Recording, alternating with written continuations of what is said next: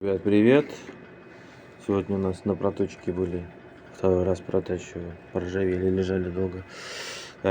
Тормозюльки. Фишка в том, что у них пошли микротрещины. Вот именно по перфорации. Маленькие такие.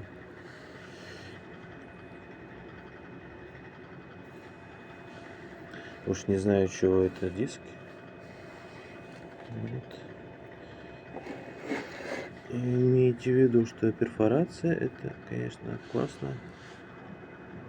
Но если машину прям долбить, то это неизбежно.